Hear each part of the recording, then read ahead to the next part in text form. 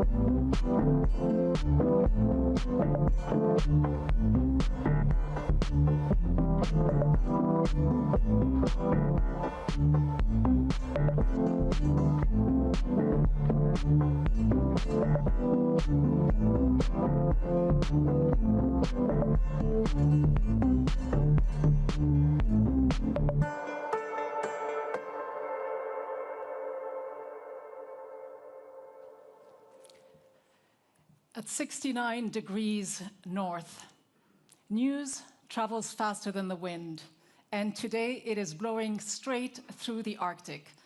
These are indeed unsettling times, but they're also a moment for renewed action and collaboration. Imagine if we all joined forces. Welcome to Arctic Frontiers. I'm Rida Fakhri, and it is my real pleasure to be back here with you as we embark on a new Arctic Frontiers in a very different landscape. Now, Your Excellencies, distinguished guests, ladies and gentlemen, and dear friends, it's so wonderful to see so many familiar faces and to see such a packed room right here today. Our theme this year, Turn of the Tide, is more than a catchphrase. It is more than a slogan. It is reality. Geopolitical currents are shifting faster than one could ever have imagined, and nowhere is this more visible than here in the Arctic. Now, since we met last year, a year ago, the Arctic Council has entered a new chapter, with Greenland taking center stage under the Kingdom of Denmark's chairship. Political priorities, though, are changing, defense budgets are rising, and long-standing channels of research and scientific collaboration are under strain. The Arctic is no longer a remote frontier. It is firmly back on the global strategic map. It's a zone of rising military activity, yes, intensifying global competition as well, and high-stakes climate change. But it isn't all bad news. With new challenges come new opportunities. Communities that have lived here and thrived here for generations are now adapting to this new environment. They are finding ways to navigate a landscape that is increasingly shaped by strategic ambition and environmental urgency. But are indigenous communities being given the space they need and they deserve to be a real part of the decision-making? This is one of the issues we'll be talking about throughout this conference. But another core issue of our time, a core question is, how can Arctic security and militarization coexist with sustainable, resilient communities? The Arctic is not static, of course, as you all know. It is dynamic, it is adaptive, and it is resilient. The question is not whether it will change, but how and who gets to decide. When President Trump declared he must have Greenland, it was a blunt reminder that the Arctic is no longer a peripheral issue, if it ever was. And so as global attention unmistakably turns north, there could be no better moment to examine the current state of Arctic affairs. And so to begin our discussions, it is my distinct pleasure to invite to the stage the Foreign Minister of Norway, Espen Barth Eide, to talk us through the interweaving Arctic currents of competition and collaboration through politics, trade, and science. Foreign Minister.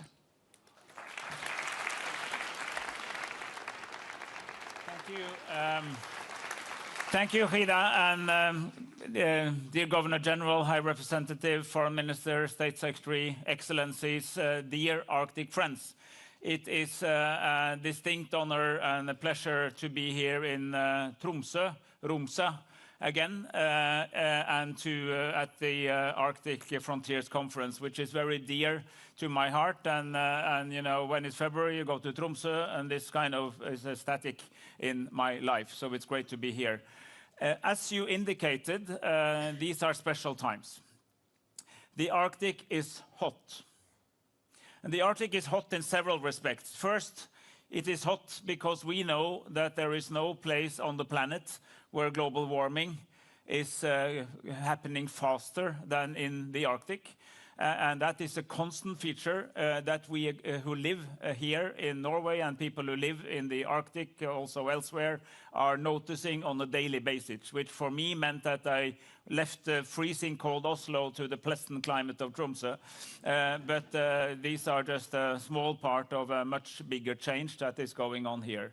And let me start by saying that despite of geopolitics, the physical change in nature, the nature change, the environmental change, the global warming, and its effect on people's life and outcomes and livelihoods and ways to live remains the most daunting challenge to mankind. And we are here present in a place where this can be seen on a daily basis. So those issues, which are dear to our Arctic work and central to the work of the Arctic Council, for instance, remain important. So that kind of hotness is something we need to curb. We do not want to be too hot in this context. It's actually good to stay a little bit cool, and that is a global challenge, but we see an increasing interest in that dimension. Secondly, the Arctic is hot because it's now very hot in the international security landscape, and we got an increasing amount of attention to Arctic security issues. Well, welcome to the club. This has been a mainstay of Norwegian foreign policy and that of some, if not all, of our friends and allies for many, many years, that we also need to take more seriously what happens to our security landscape when the ice melts, when the opportunities open, when there is more business, but also when geopolitical tensions come back. This has been a key feature for many years. Later today, we will celebrate 30 years of the Arctic Council, and Governor General Mary Simon was present at creation, one of the people who initiated the Arctic Council, which has been a success. It's still there. We had the chairship until last year. We handed it over to the Kingdom of Denmark, represented by Greenland, which I think was a very good move. And in hindsight, it was a very interesting that is exactly the setup now. The Arctic Council, of course, is It's not what it used to be because we have the war in Ukraine. We are not able to work with Russia in the old ways. We do not have political level meetings. There's a limit to how many new things we can do, but it's still there.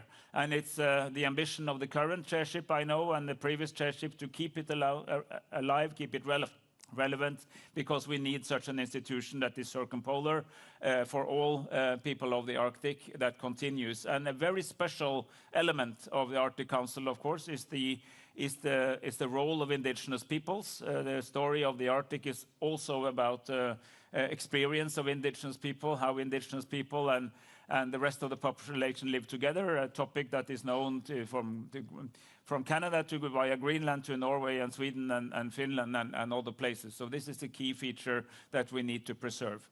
On Arctic security, at least since the Stoltenberg second government in 2005, we were very eager to say that the northern areas is our primary strategic area of interest and responsibility. And that has been a constant since then through governments to say that. And we went to NATO, we went to other groupings to raise the awareness of Arctic security having to be higher on the list. And let's point out what we used to say. It was not that there was an immediate threat. It's not that things were very dramatically, very fast changing, but there were some long-term trends that should be factored in to the analysis of how to look after security. We were blessed with the fact that our dear neighbors from Finland and Sweden joined NATO. That made sure that there was more Arctic in NATO and more NATO in the Arctic, and there is now a continuous landmass from here, from the Barents Sea and the Arctic Ocean down to the Baltic Sea of NATO countries collectively bordering on Russia. This has strengthened our security, and High Representative Kaja Kallas, and thank you for being with us, by the way, representing the European Union, who is now taking her personally, but also the Union, taking a much stronger interest in Arctic affairs. We visited one of our newest Coast Guard ships, Bjørnøya, who's here in Tromsø, and had a look at the security outlook seen from here, with everything that's going on in Russia, in the Kola Peninsula, and things that we've been following for many, many years. So now that we've had this somewhat surprising focus on Greenland, which I think will come back.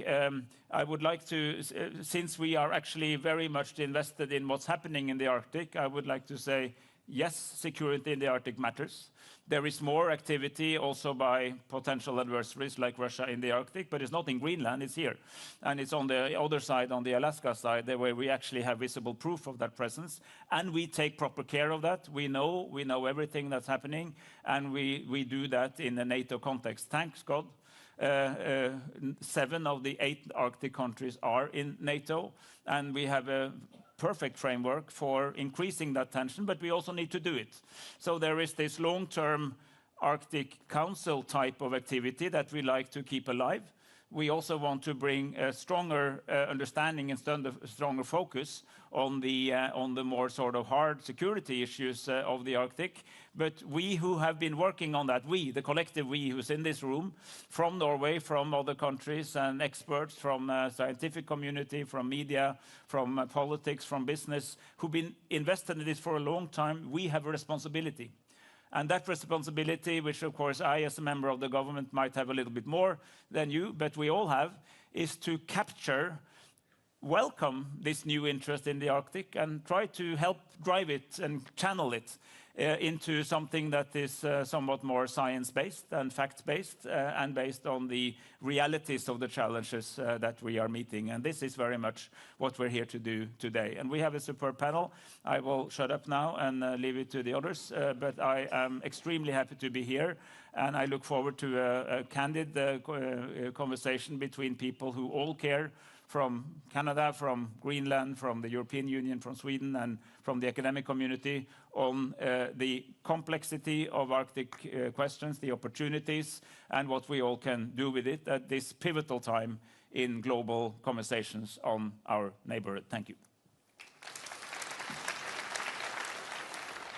Thank you.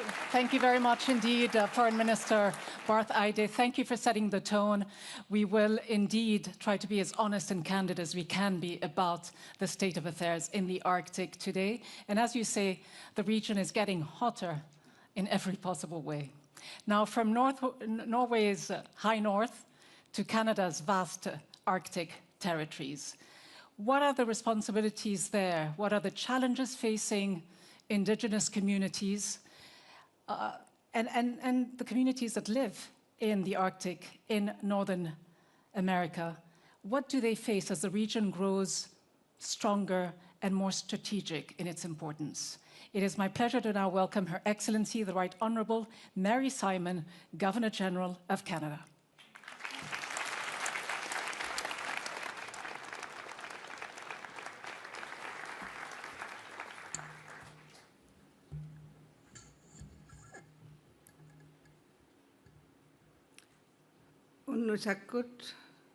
I think it's morning. Good morning.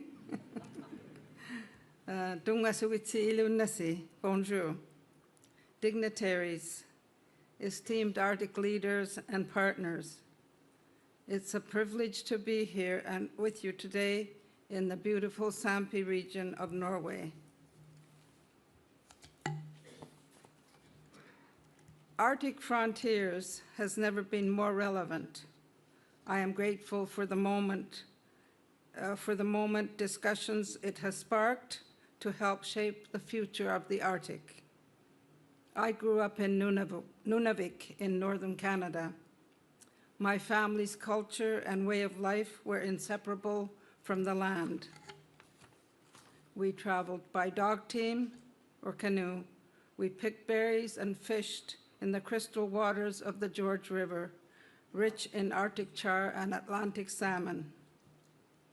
I remember how my grandmother, Jeannie, would turn on the shortwave radio and sometimes come across the beautiful Greenlandic Kalatlit Inuit songs on the BBC of all stations.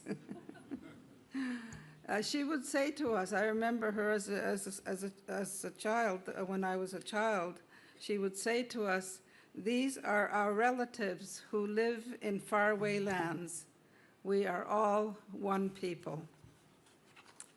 Ma grand-mère décrivait les Inuits comme un seul grand peuple de l'Arctique. Indigenous peoples have long traveled and learned from one another with respect, curiosity, and a commitment to peace.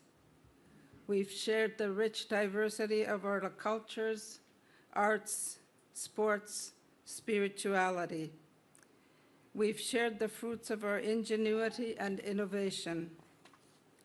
We've shared hardships too, the legacy of colonialism, the impacts of industrial development, and of course, the growing threats of climate change, which has been eroding food sources and traditional navigation routes. Yet, through every challenge, we've shared knowledge. We've supported and relied upon one another. This has given us the strength to stand united today and beyond. Life in the Arctic is shaped by relationships that have bound Indigenous communities together for centuries.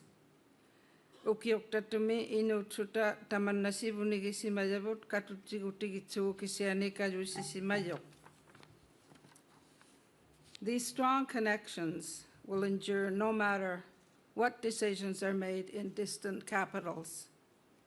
For decades, the Arctic was a rare, low-tension region where international cooperation prevailed, even when relations were strained elsewhere. For example, even when the Iron Curtain was in place, we developed a relationship with Inuit of Chukotka in Siberia. Today, the world sees the Arctic as a renewed. The world sees the Arctic as a region of renewed opportunity. International security issues are coming to the forefront. And now more than ever, we must uphold this tradition of collaboration and respect. Meaningful cooperation, strengthened by Indigenous leadership, has had a phenomenal impact over many years. Through the Arctic Council and other forums, Indigenous knowledge has driven science progress. It has inspired some of the Arctic's most ambitious environmental and wildlife stewardship initiatives. Indigenous peoples have permanent participant status in the Arctic Council. At this time, the Arctic Council is the only international organization that provides permanent participant status. Otherwise, we are invited as observers in other international forums. Respectful cooperation between Arctic states and Indigenous peoples has also strengthened diplomacy. It has helped resolve disputes peacefully. The 2022 boundary agreement on Hans Island between Canada, the Kingdom of Denmark, and Greenland is a notable example. It was achieved through patient, respectful negotiations that honored Inuit leadership. Time and again, work in the Arctic has demonstrated what can be achieved when cooperation is truly prioritized. Nous avons déjà démontré le pouvoir de la coopération dans l'Arctique. We are at a decisive moment in history. Challenges in the Arctic affect all peoples on Earth. More than ever, we recognize the profound interconnectedness of our world. We must continue to act together in a spirit of reconciliation and respect for Arctic communities. This is where our strength lies. We must stay true to our core values, championing human rights, sustainable development, environmental protection, and solidarity with our Arctic nations and NATO allies. A strong Arctic is one where Northerners have the tools and opportunities they need to thrive. It is an Arctic where Indigenous knowledge, leadership, and values guide our choices. It is an Arctic where Northerners, whether in Norway, or Greenland, Galatlit Inuit, or anywhere else across the circumpolar region, can continue shaping their own future. So I want to thank all of you for your work supporting Arctic communities and for helping the world understand that the future of the Arctic belongs to the people of the Arctic.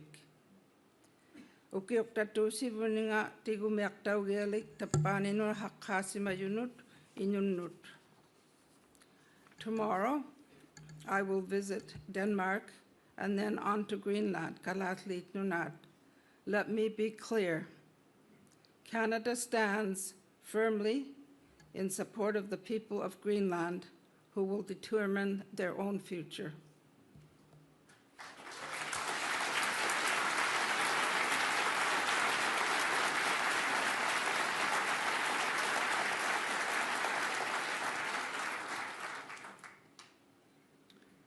Life in the Arctic has profoundly changed since my childhood.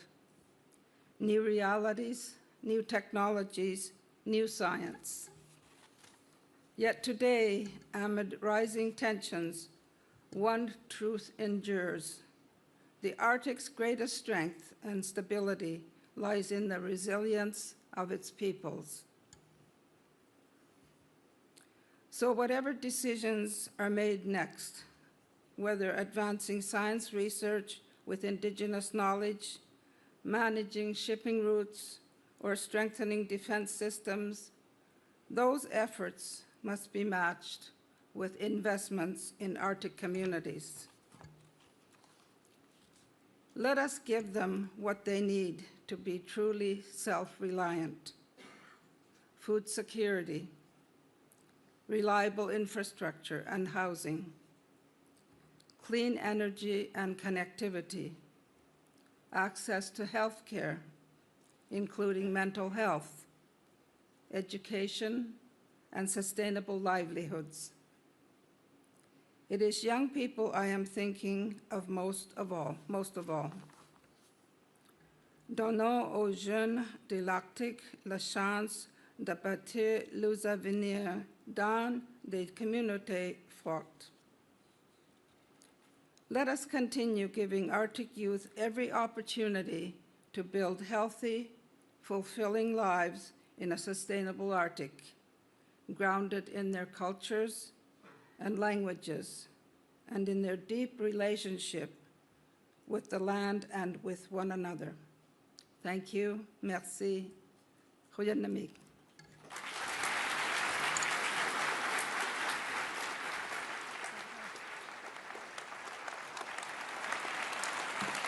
Governor General Simon, thank you very much. Merci beaucoup.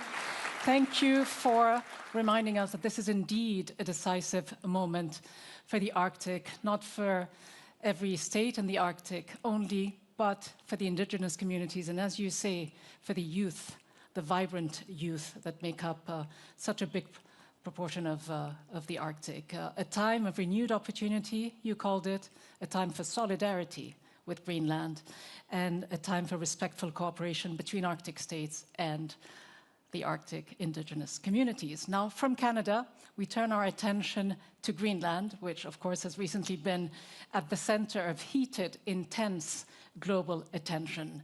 How is Greenland steering its way through the Arctic Council with its leadership role amid these rising geopolitical tensions with the United States, with so many competing priorities? How does Greenland aim to build the trust, the stability that is needed in the Arctic? Please join me in welcoming Vivian Motzfeldt, Foreign Minister and Minister of Research of Greenland.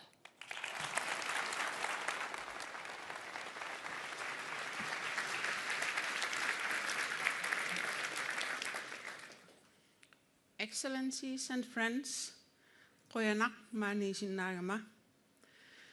thank you for giving me this space and opportunity at this year's Arctic Frontiers, together with my esteemed fellow panelists, to say a few words on the state of Arctic affairs. What we have been going through have been intense and hectic, and there still are. While we are working hard to address and solve the issues that has put Greenland on the global agenda, it is important to acknowledge and appreciate the support and solidarity with us. And my fellow panelists here are a good representation of that. What we are dealing with, what we are defending, is greater than just the issue of Greenland and our future. This is as much about principles that we all care about. These times like these call for cooperation, dialogue, and respect. Dialogue among states and peoples through the established forums we have established, respect for the fundamental principles of international law, territorial integrity, the right of self-determination, democracy, and respect of peoples. The state of affairs is something the people of Greenland feel closely these days, but it also echoes across the world. We are well aware where we are located on the map, and we know that our climates, economies, and people are closely connected with the rest of the world. That is also why we need each other in order to address the common challenges we face. We need allies and partnerships to continue to create a world that we all want to live in.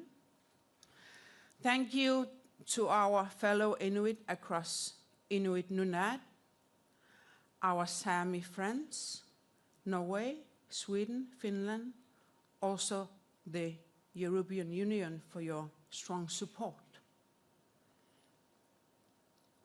It means a lot to us to know you are backing us.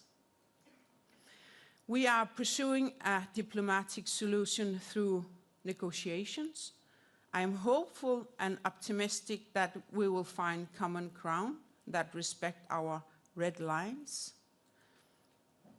But I would also like to emphasize that it is necessary to respect the need for the working group to do its work. We have and will continue to seek respectful dialogue through diplomacy and normal channels. This year we are celebrating the 30th anniversary of the establishment of the Arctic Council.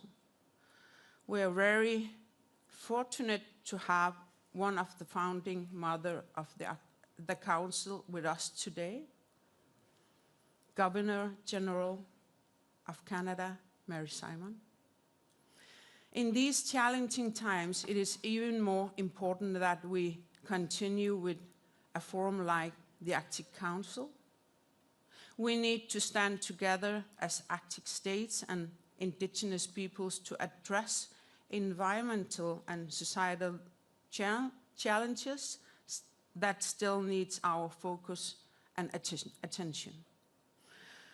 From the Greenlandic side, we are proud to be playing a leading role in steering the Arctic Council through the current situation. Together with Denmark and the Faroe Islands, we will do our best to ensure that the work of the Arctic Council remains active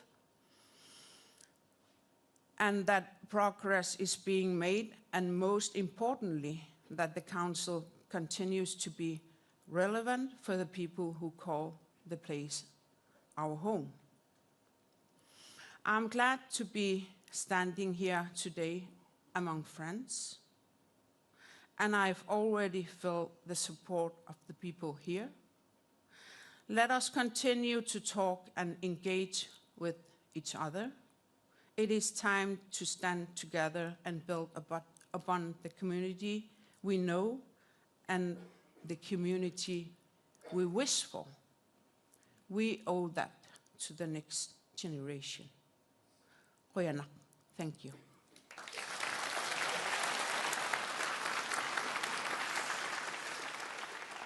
Thank you. Thank you very much indeed, Minister Motzfeldt. We will, of course, pick a little bit more on those red lines in our panel discussion. But for now, we turn to another key global actor, the European Union. Of course, the Arctic has taken on additional importance for Europe. But the key question remains, can the EU truly speak with a single, unified and strong voice when it comes to Arctic affairs? Please welcome Kaja Kallas, High Representative of the European Union for Foreign Affairs and Security Policy.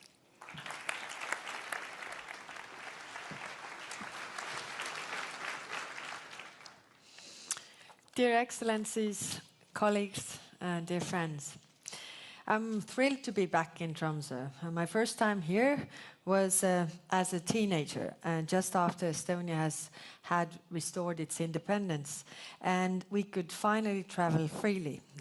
It was during our first trip to Finland that we discovered that you could actually drive up to the north. Nobody's asking any questions. So even cross the border to Norway, a NATO nation, imagine that. So we took that trip, and for me, you know, being in the Soviet prison for so long time, it felt really freedom cubed. So it was really massive. I have to confess that we didn't have visas at the time, and Espen knows this story and has pardoned me already. But I'm also very great to be back here. So legally this time. Of course, it is a period of high stress for the High North. Let me offer 3 observations from the EU perspective. First, the Arctic is critical for transatlantic security. It will require more attention, more resources, and yes, more hard power. Our initial European strategy on the Arctic, way back in 2008, focused on climate, fisheries, and research. Today, we have vibrant, active engagement across a wide range of areas, from promoting inclusive and sustainable development to empowering indigenous peoples, fostering Arctic cooperation, supporting innovation and entrepreneurship, and enhancing civil protection capacities and capabilities. But there is a missing dimension. A year after EU adopted its latest Arctic strategy in 2021, Russia, the largest Arctic nation, launched a full-scale war in Ukraine. That war has increased tensions across Europe, but also in the Arctic. Moscow has reopened and modernized Soviet-era military bases in the High North. One of the world's largest concentrations of nuclear weapons is located on the Kola Peninsula, right across the Norwegian border. The Arctic has also become a testing ground for Russian missiles. Europe must catch up with years of Russian military buildup in the region. And here I want to thank Norway for its crucial contribution to European security in the High North. Next month's cold response exercise with the 25,000 troops training here in Norway will send a clear and unmistakable message of resolve. And this brings me to my second observation. The world has changed. And nowhere is this clearer than here in the Arctic. Not since the golden age of Arctic exploration have so many papers, journals, articles, opinions been written about this region, including the growing competition for trade routes and resources. I will not repeat these challenges here, with the exception of one we cannot ignore. And this is the radical change in the US thinking that marks a structural shift in transatlantic relations. Here in the High North, you have felt this acutely in the few last weeks. The EU understands that Greenland is strategically important for the United States. It is also strategically important for us in the European Union. Nearby are key submarine lanes. Beneath it are critical raw materials essential for the global economy.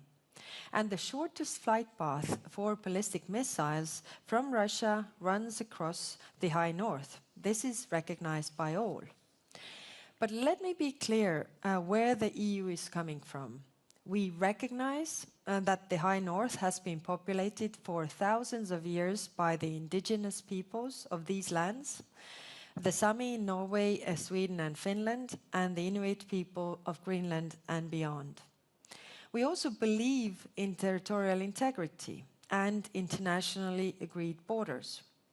And we say clearly, Greenland belongs to its people.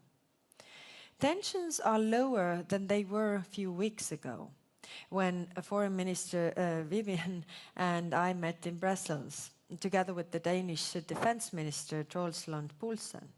But there is little clarity about what comes next or when the next dispute may arise.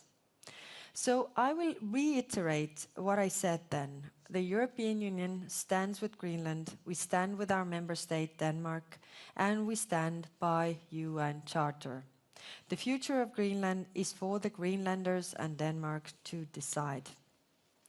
Dear friends, All of this, the security challenges, the geopolitical shifts, the rapidly changing global order, leads me to my third observation. It is time for a fresh EU Arctic policy, one that reflects the times we live in and the world we want to see, including a secure Arctic. For the European Union, it is essential to ground these in strong partnerships. In the Arctic, this means close cooperation with Norway, Canada and Iceland, with whom we already enjoy close ties and have, or will soon have, in the case of Iceland, a security and defense partnership. NATO remains the cornerstone of security in Europe. But let's not forget that NATO and the EU have 23 members in common, and that today European Union is heavily engaged in defense itself. Our 3 member states, who are Arctic countries, bear a special responsibility for driving our Arctic policy. In the same way, those EU member states who are also NATO allies have a critical role in ensuring that the EU security concerns are in line with those outlined by NATO, including in the Arctic. You know as well as I do that the Arctic security is not defined through the military lens alone. It is also about resilient societies, about people building lives in an unpredictable environment, and about sustainable life. A safe, secure, livable and prosperous Arctic is a global common good. It's up to us to make it happen. And that is what the EU will work for, together with and in support of the Arctic nations. They can count on us, you can count on us. Thank you.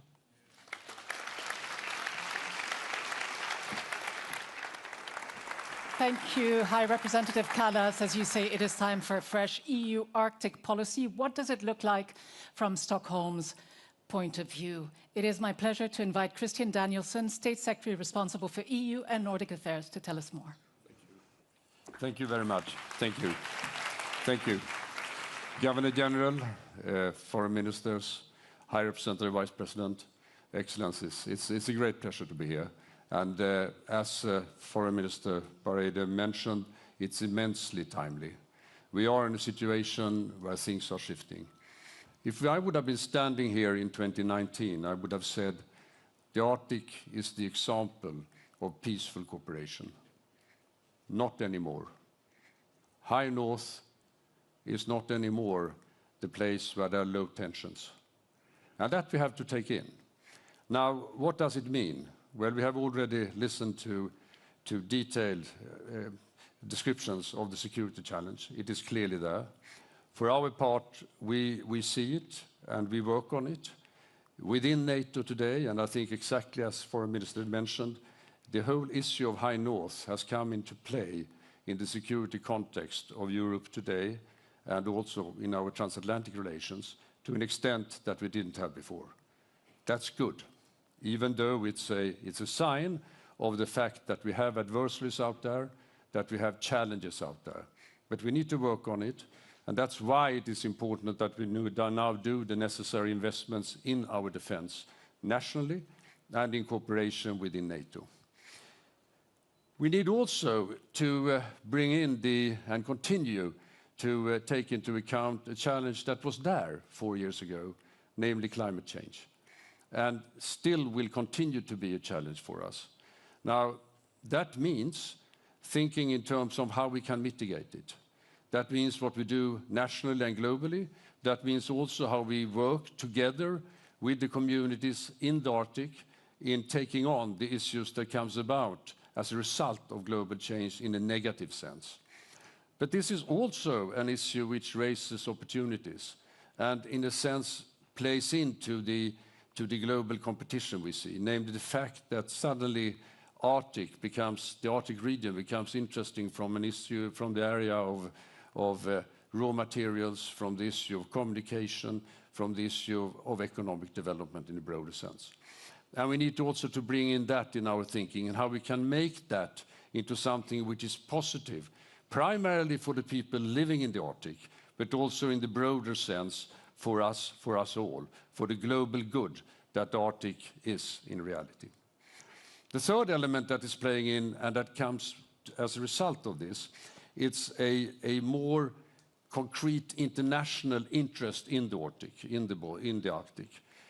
We have just heard about the US interest, and there should be no doubt about Sweden's stance here. We stand with Greenland. We stand with the people of Greenland. We stand with Denmark, and we are very clear that international order must be respected. That goes for territorial integrity, and it goes also for the other elements that comes about in that context. But that being said, this renewed interest in the Arctic also is something that we need to bring into our thinking. And where does it land for Sweden? Well, for us, it lands on the defense side, bringing in the Arctic element clearly in our defense planning within NATO.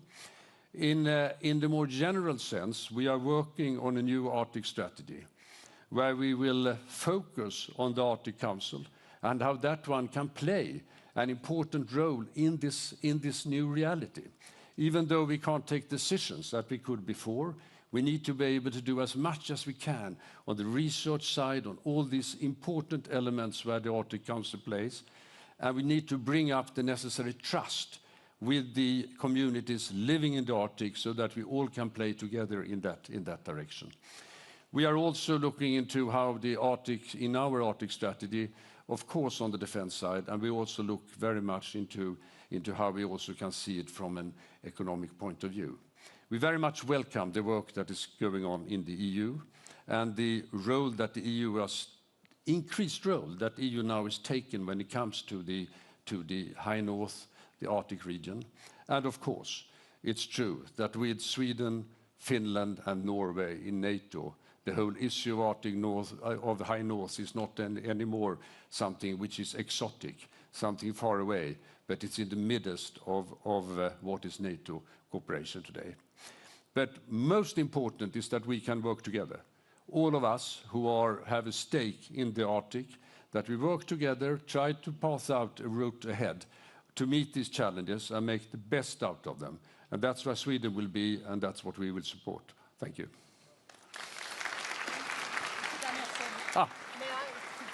Mr. Danielsson, may I invite you to remain on stage with me while I call on our panelists to join me?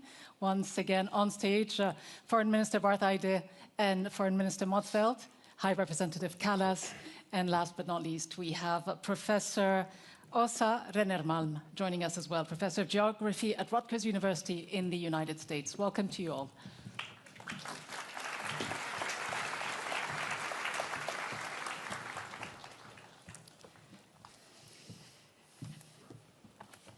Now, we have so much to talk about. We've touched on so many issues, but of course, the overarching theme has been focus on geopolitics. So let me turn to you first, Professor Åsa Rennermalm.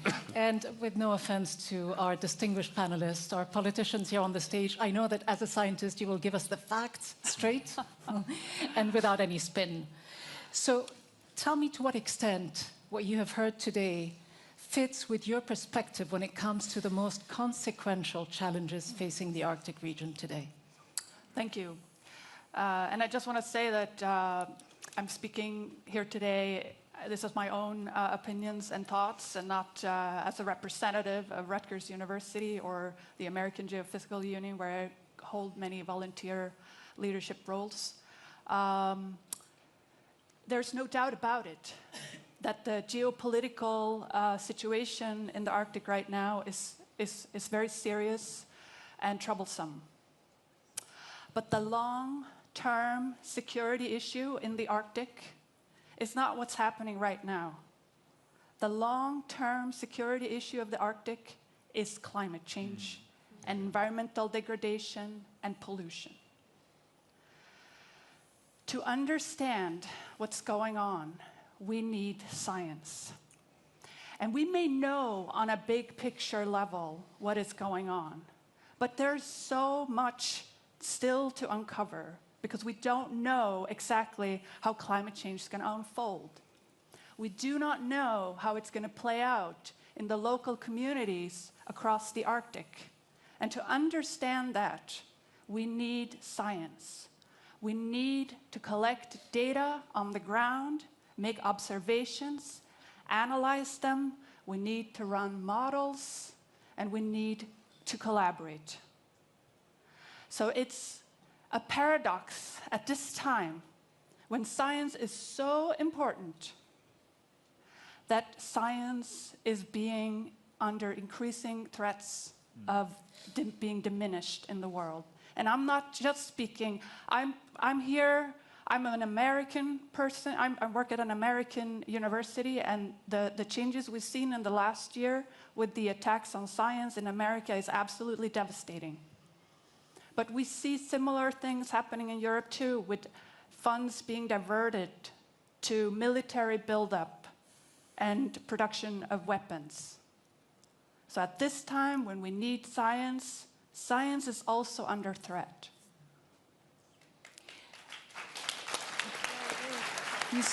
So you say science is under threat, and we've been talking a lot today about the importance of security in the region. To what extent is it central to understand the role that science can play in making that link between climate change and security risks?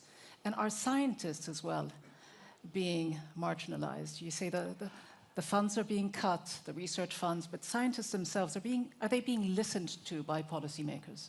I mean, we see some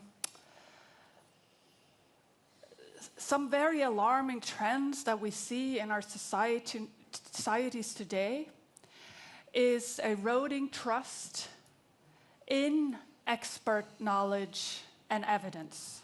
And it's because of spread of misinformation and disinformation.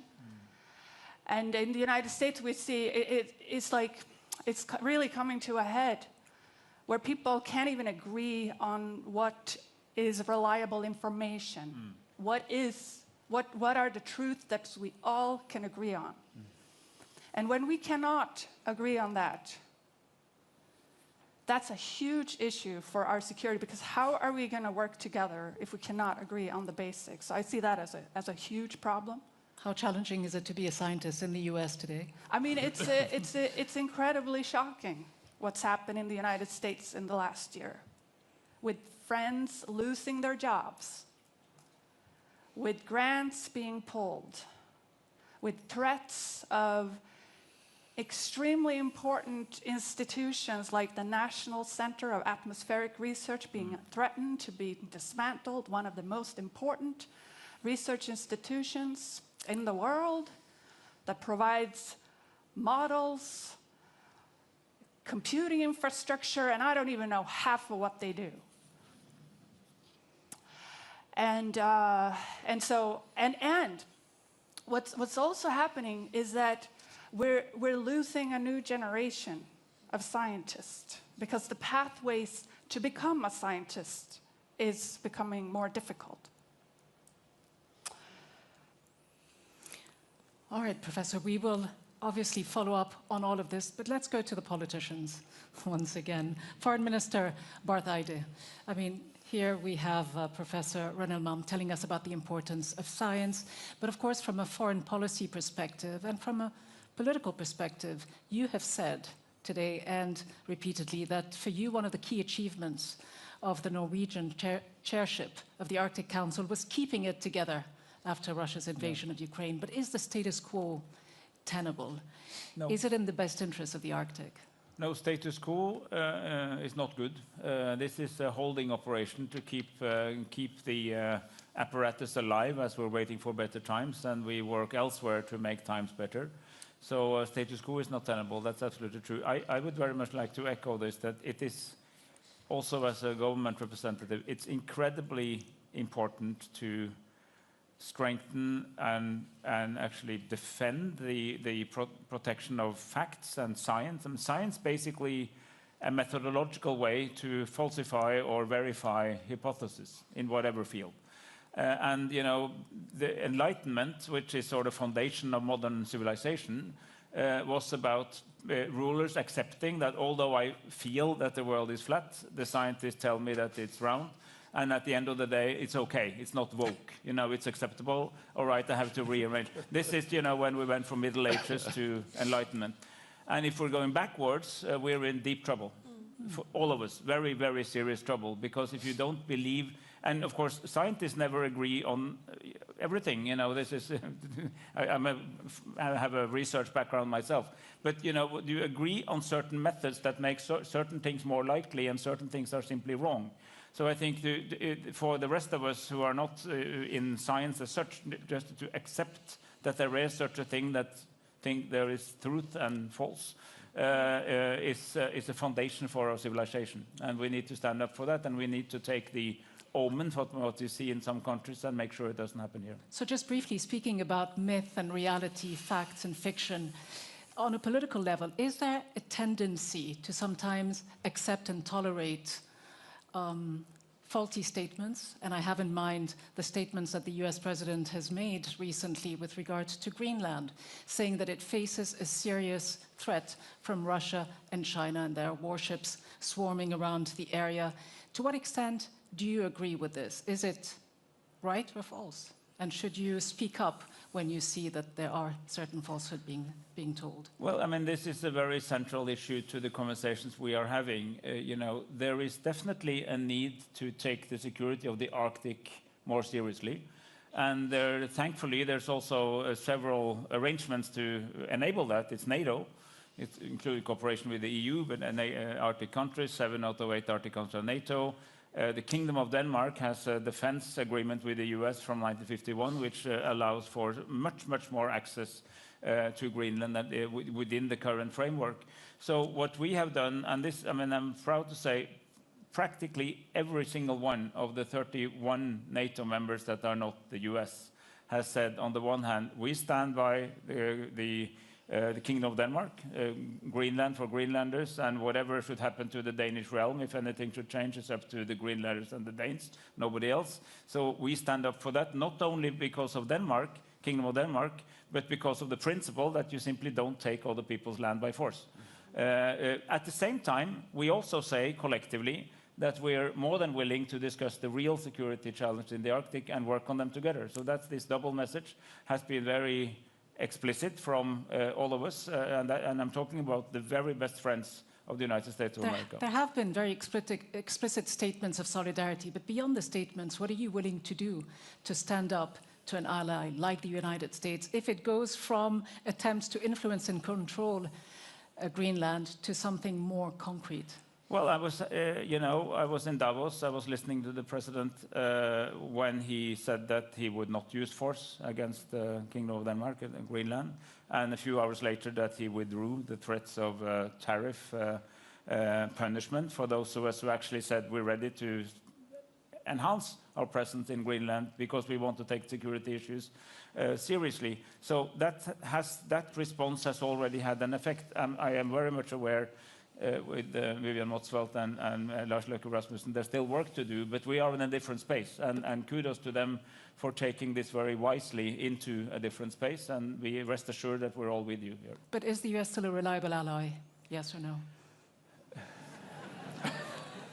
So, time is tight. What politicians don't like yes and no questions. So, I mean, the US is a very important ally, and we are just looking in a region where we have a significant and increasing American participation, as we want to, in exercises, in overseeing what's happening on the Russian side in the coal line in our waters. So we work very closely with the US, and there are so many Americans who are very much aware of the importance of these areas and the importance of alliance. So, and we've been allied with the US for 77 years, and there have been more different presidents through these 77 years. All right, so the answer is yes.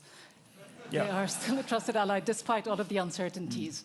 But we'll get back to it. Foreign Minister Motzfeldt, if I can come to you very quickly. I mean, you said that the time now was for negotiations and that you were seeking a diplomatic way out of the impasse with the United States. You also mentioned briefly the red lines. Has the threat of the United States to acquire Greenland one way or the other, even though President Trump has said that there will be no military means used, has it completely disappeared? Or do you still have concerns? Oh no, I think that the concerns is still very high, but what we stand just for 3 weeks ago and where we are today, I feel more, I see more hope in the future, and at the same time that how important it is to take this diplomatic track. And now we are in direct communication, and instead of talking to each other through media. And I think that the decision to make this working group gives us a sense of hope, and of course we'll do our best to find the best solution so we can. Of course, United States has been our ally for many years and a friend, and we have been saying in many circumstances how important it is for our security. We have been friends still today and allies, but the rhetoric you have been used is not something you have been heard from your ally. So the situation has demanded many things from our side to find the right solutions. Of course, with the in cooperation with Denmark, also making these defense agreement we did with the defense minister. At the same time that we are taking issues that we have never been taken before, talking about capabilities that we don't even have terminology on that. We don't even have word for that. So at the same time, all these tensions that came so fast, that you also need to have your people with you. And talking about low tension just for 2 years ago, and still have that in your policy as a very high priority, but seeing the reality is changing and finding the right balances, and yes, it's still very difficult. But what is your absolute red line? Would you ever contemplate selling Greenland to the United States?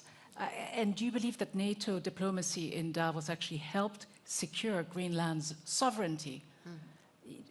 Are you confident that your red lines were passed on to the United States?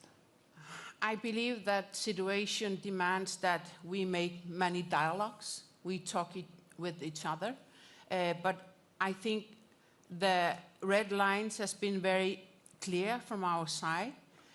We stand with Kingdom of Denmark and our right to self-determination, territorial integrity,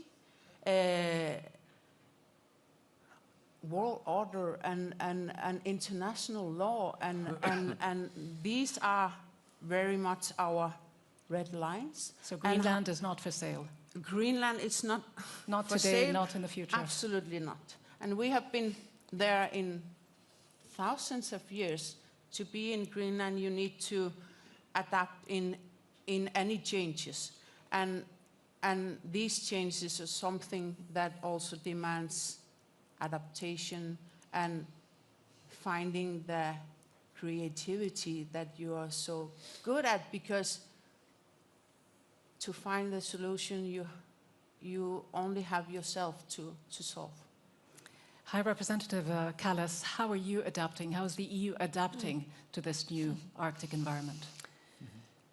Well, we are adapting, but I wanted to address something that the professor said. I absolutely agree that climate change is the biggest risk here and across the world, actually. If I go around the world and I talk to countries in Indo-Pacific, and they say that there are superpowers who say that we are not coming here to preach you about climate change, then they say you don't actually understand what life we are living, because this is our biggest risk. Now, Europe is dealing with the climate change, and it's increasingly hard because, you know, not the whole powers are there anymore. And I absolutely agree with you that the issue of trusting science is a very important issue, because also democracy is based on trust.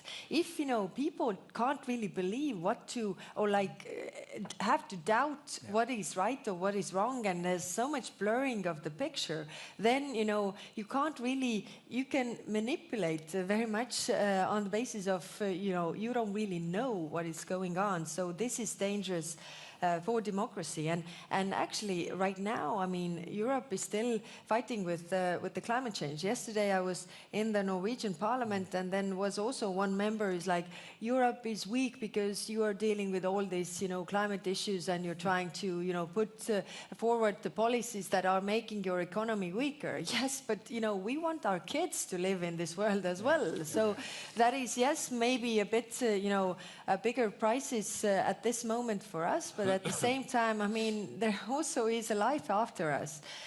So I think this is important. And so to answer your question, we are adapting to this. So before, we dealt only with the climate change, environment research when it comes to the Arctic, fisheries, of course, not to forget.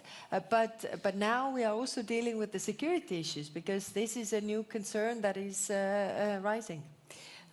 High Representative Kallas, good to hear you talk so much about climate change, and I think, Professor, you'll be happy that this is the one issue that every politician can agree on. Not every politician, well, come on. Well, Look at the news. If we leave the United States aside, well, and a couple of other places. Kind of leave them aside. Well, let's bring the US back in, as I like to go into the more sort of provocative areas where there might be less agreement. I mean, on stage earlier in your speech, you talked about how the Arctic requires more hard power, and that there was recently a radical change in the US thinking. You didn't mince your word.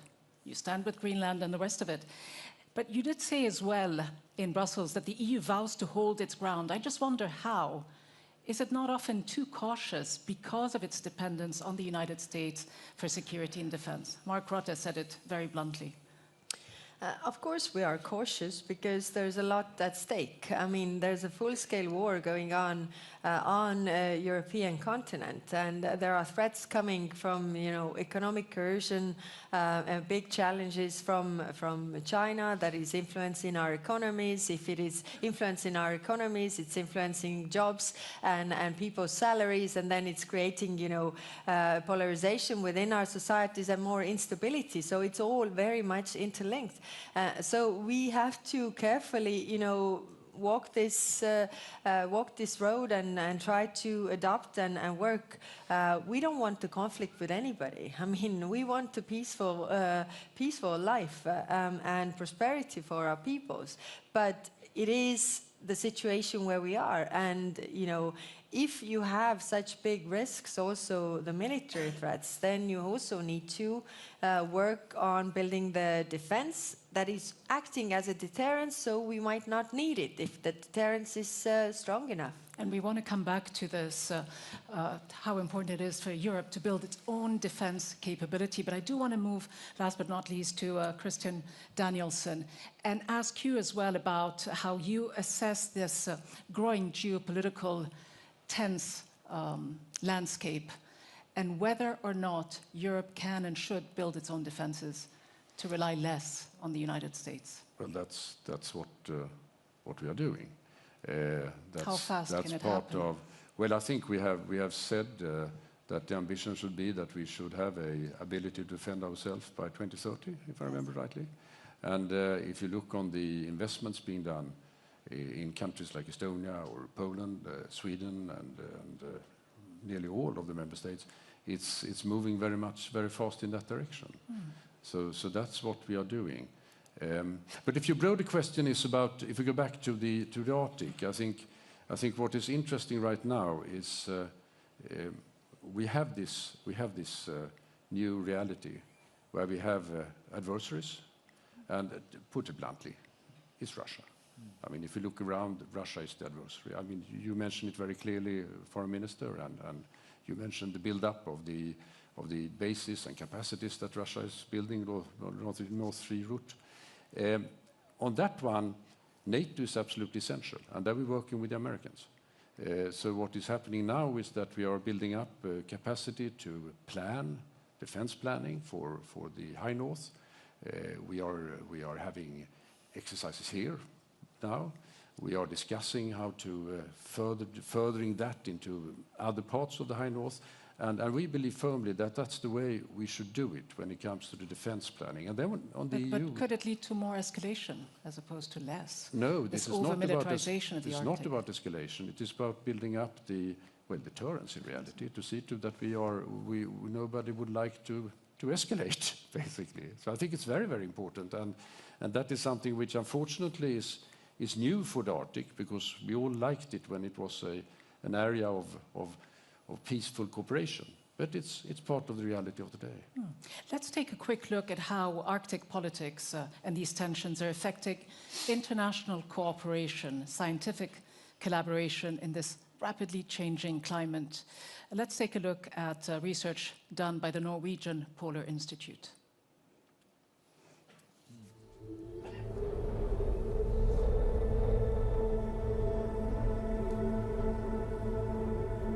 Svalbard is one of the areas most severely affected by global climate change, warming 5 to 6 times faster than the global average.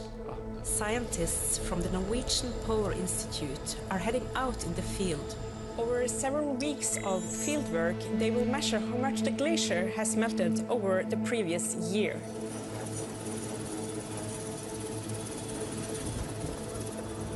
The Institute is the main advisor to Norwegian authorities in polar environmental issues.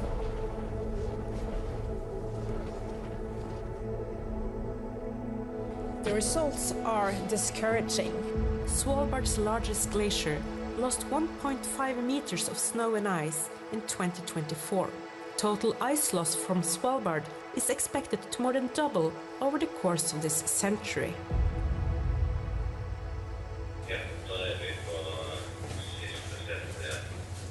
From South Pacific sea level rise to global permafrost melt, the world community is dependent on knowledge from the ice-covered and far reaches of the Earth.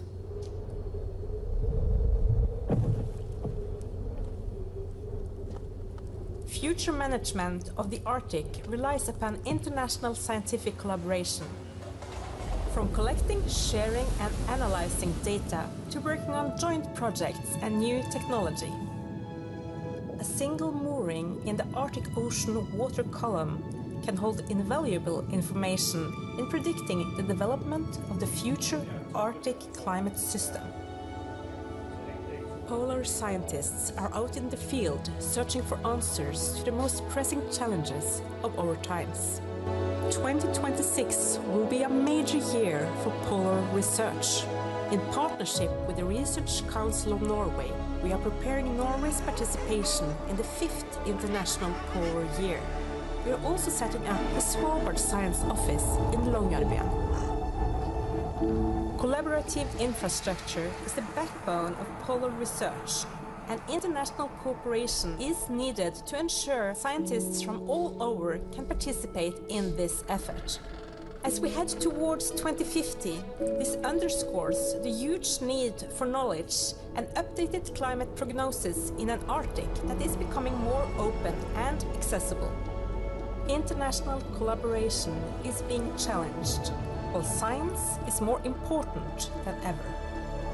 Together, we need to be well equipped to find solutions to the challenges we are faced with in the high Arctic. International cooperation, scientific cooperation, is being challenged. An understatement, perhaps, Professor. Just how frustrated are you and so many of the scientists here in the room by these ongoing political tensions that are limiting the international collaboration? And by that I mean perhaps as well, how important of a gap does Russia's absence and collaboration within the Arctic Council impact negatively this research because it hosts, as far as I could tell, the largest polar bear populations. Russia does, correct me if I'm wrong, and the majority of Arctic research stations as well. How critical would Russia be? Yeah, I'm not an expert on Russian polar bears, but Russia certainly has the largest landmass in the Arctic. And the loss of Russian collaboration is, of course, an incredible tragedy. And I think with all this talk about, all the troubles we're going through right now, let's not forget the long-term vision of a peaceful Arctic, where we work together and where we can work across border, including Russia. I went to a talk yesterday here where they highlighted the incredible the impacts of some of the loss of Russian collaboration. There is this network of a research station called Impact.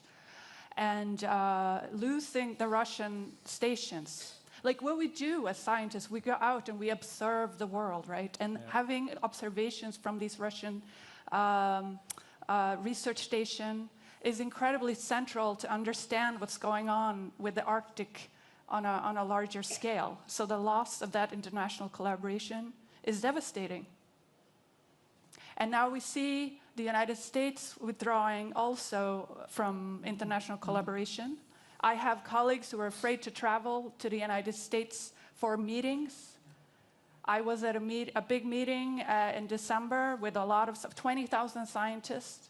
But even though we were 20,000, there was a decline in the number of international participants. This is incredibly troubling. Well, thank you for these thoughts, and I'm looking at the clock, and it's really working against us. We've got just over a minute, so I just want to get final thoughts. So much to discuss, but we'll leave it for another time. Final thoughts on what's going on, so the scientific situation, but as well the tension. And for you, Foreign Minister Motzfeldt, what you intend to do with your leadership of the Arctic?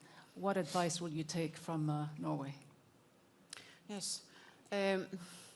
How important it is to keep Arctic Council vibrant, and how important it is to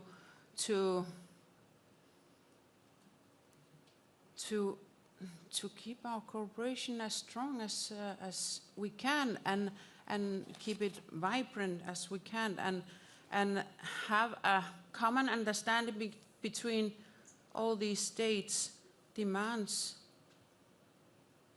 the world's future. So how important it is on that, and of course on our leadership, how important it is to make it so close to people as possible, indigenous people, and us living in the Arctic. And situation today, for just several months ago, the biggest threat is climate change. Today, a new reality with the threat from your ally.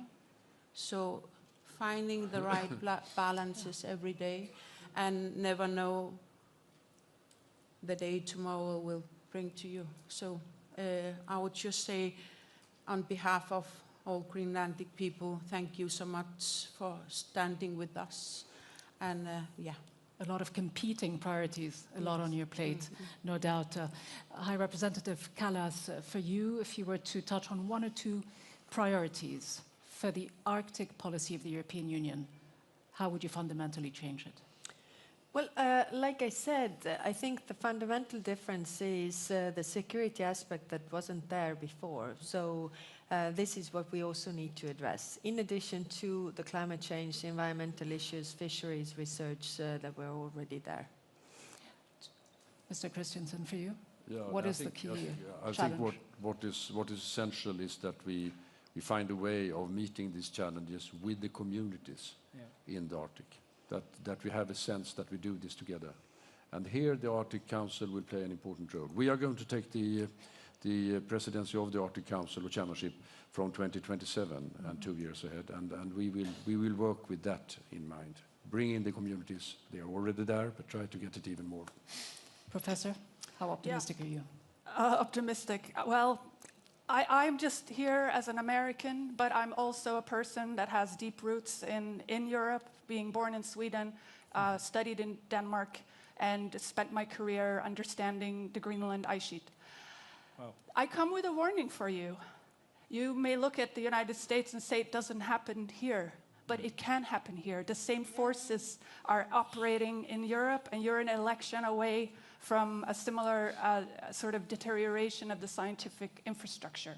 And the solution, my friends, is to organize and get ready, to speak out, and we're doing that in the United States. We're fighting in the courts, and we're standing up, and we're having alternative, we're expressing our alternative vision for the future. And I would just want to share with you this thing. This is a statement in support of Kalatlit Nunat, Greenland's right to determine its own future.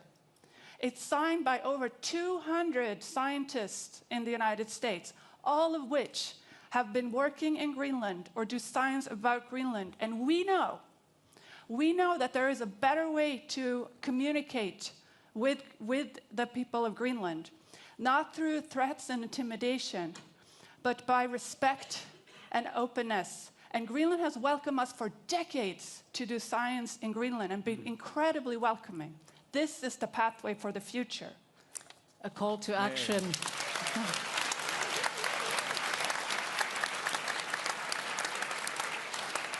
Foreign Minister Barth Eide, you have the final say. What is your warning? I mean, the Arctic Council we have mentioned is 30 years old, give or take. So, can it survive another 10 years? What's your key advice? Indeed, I think so. And most of the countries in the Arctic Council, most of us, are countries with sort of high trust, high sense of community and togetherness. And I think preserving that is maybe as important as investing in defense, which is also good. But, you know, to keep societies united, and I think what you're doing now in Greenland and also in the Kingdom is very impressive. But my final message is a positive one, which is that remember that the reason we discuss security was not generated in the Arctic. It's not because of Arctic development. It's because of global development and regional development, war in Ukraine and Russia's behavior. The 8 states that are actually in the Arctic, they actually have no, let's put the caveat around this Greenland discussion in the US, but if you take the real issues, there is now outstanding disputes. You know, we settle it. We know the border is, we know where the states is, we know where Russia starts and ends, we know where NATO countries start and ends. So these are countries that are able to collaborate. And right now it's difficult with Russia, but at least the rest of us should try, because we, in contrast to many other places, you know, part of the Eastern Europe now, with, you know, you have Belarus, you have Moldova, you got Armenia, you got Georgia, which is in play in a sense. We're nothing of that here. It's very clear. You know, Russia's border goes to the Norwegian border, and from the first meter there's a NATO border. That's a good starting point, because there is nothing to really to quarrel about in the Arctic. But at the same time, we say, as I said, if there is a broader dispute, our waters will be important. So let's remember this is still true, that there are some problems we do not have in the Arctic, and let's keep it that way. Your one-word tip for Greenland as it takes the torch forward? Well, Greenland is already on it. They're doing an excellent job. We're still in a maintenance mode, but keeping the council together. And again, I think, well, I am absolutely convinced that Greenland and Denmark, the Kingdom of Denmark, with the support of all of us, will prevail in this dispute. And we will work together as all Arctic countries on the security of the Arctic in the long run. All right, on this very positive diplomatic note, thank you all very much indeed. Foreign Minister Barth Eide, High Representative Kallas, Foreign Minister Motzfeldt, Professor Orsa, and Mr. Christensen. Thank you very much, and thank you all for being here. We will meet back here in the afternoon for a panel discussion on this space to collaborate. So please join us again. Thank you all very much. Thank you. Thank you.